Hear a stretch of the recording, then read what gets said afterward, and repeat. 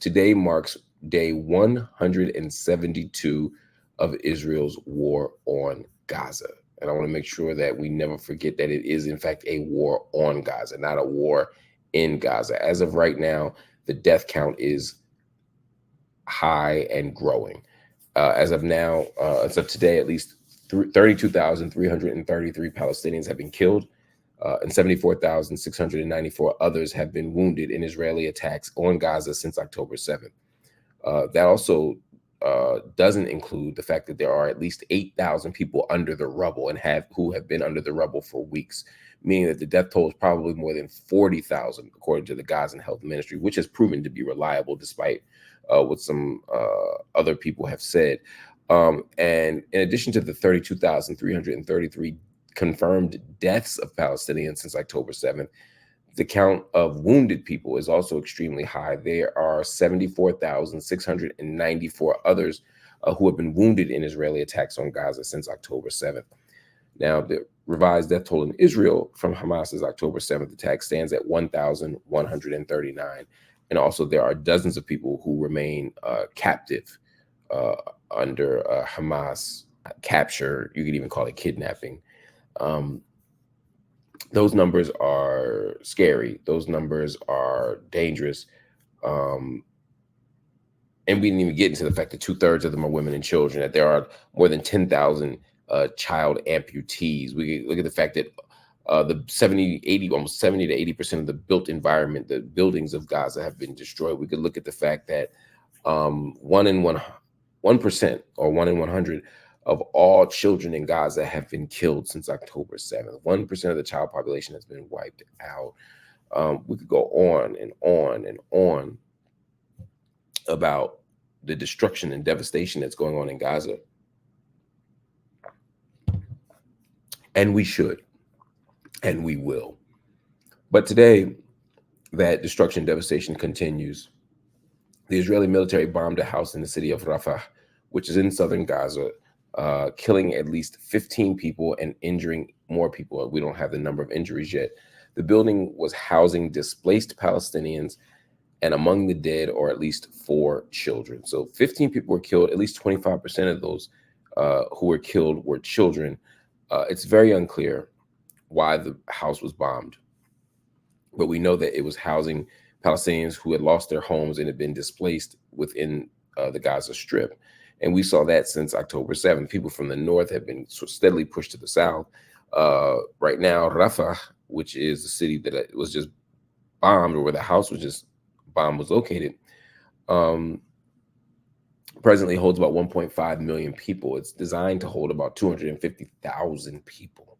And so even what we see in Rafah is an example of a kind of forced displacement and density that makes everybody vulnerable.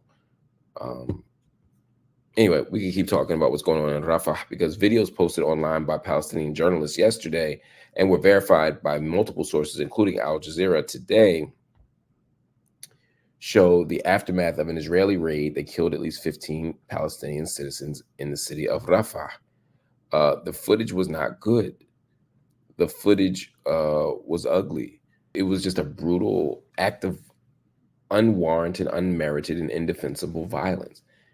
You know, but when we see a house bombed today, when we see a raid yesterday, and each day 15 more people killed, including children, we have to ask ourselves why this has happened, why this is happening. What is the reason why this continues to happen? And the answer is not simply a strategic move, right? There's Hamas in there. There's a military operative, and we just have to blow up these spots. That's the argument that might be compelling to some folk. But the truth is, it's just untrue. The Israeli military has done nothing to present a case that makes sense for why they're engaged in the acts of violence that they have.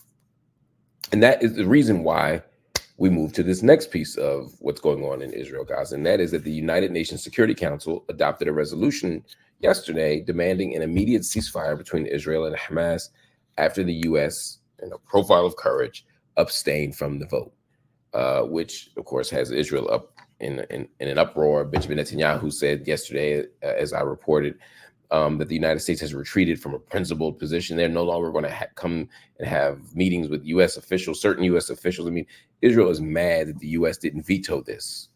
I'm not sure why they're not mad at France or the U.K., because I would have expected one of them to veto it too. But they didn't. And instead, there is now a resolution on the table demanding an immediate ceasefire. Again, it's only for a couple of weeks. It's only to the end of Ramadan. Yeah, to me, it's an ineffective strategy, but it at least stops the bleeding. Again, I get that. It's not a sustainable thing. Israel's going to come right back around and do its much promised and much ballyhooed ground invasion in Rafah. But at least for these couple of weeks, kids can wake up and not hear planes, at least for, the next 14 or 15 days or so. People can walk down the street and not worry about being bombed. I don't want to take that off the table as a legitimate victory, because that wouldn't have happened a month ago. It's the international community's pressing that made it happen. But we got to keep pressing. We got to keep engaging these struggles in a serious way. U.S. Secretary of State Antony Blinken underscored in a meeting with Israel's defense minister, Yoav Gallant, that alternatives exist to a ground invasion that would both ensure Israel's security and protect Palestinian citizens. When you got America saying, look, we can do this more safely. Look, you're being too violent. Look, you're being too reckless with the racialized group. If America is saying that, if the U.S. Secretary of State, who is maybe the biggest steward of U.S. imperialism, not him, I'm not talking about Antony Blinken in particular, I'm talking about the job title. I don't care whether you Hillary, I don't care if you John Kerry, I don't care who you are. If those people are saying, yo, enough, if those people are saying, stop it, there's not much else you can do. Now, Gallant is visiting the Pentagon as we speak. He had a meeting today with U.S. Defense Secretary Lloyd Austin.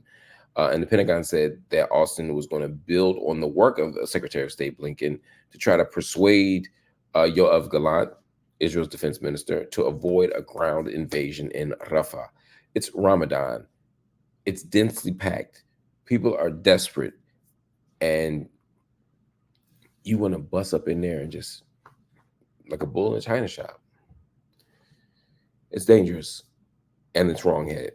And it seems that nearly everybody, even Donald Trump, says, look, I agree with Israel, but it's time to finish this thing up. Let's get it over with, right? Even the war hawks, even the idiots like Trump, even the so-called leftists or liberals like Kamala Harris, everybody from all across the political spectrum is saying, look, this can't work, and Israel is continuing to press on. And so at some point, we have to figure out what an international, not just condemnation and rebuke mean, but how to make the word flesh. How do we not just pressure Israel to move differently through our language, but apply some kind of accountability that might make Israel act differently? Because as long as we commit as the United States to giving $3 or $4 billion a year and giving relatively consistent political protection in the Security Council and in the global international community, it's unclear why Israel would move differently. And so we're going to continue to monitor that to figure out what can happen, how we can think about this current call for a ceasefire in a way that doesn't just allow us to pat ourselves on the back and say, hey, we made the right claim, we made the right request, but actually forces us to make a concrete material difference.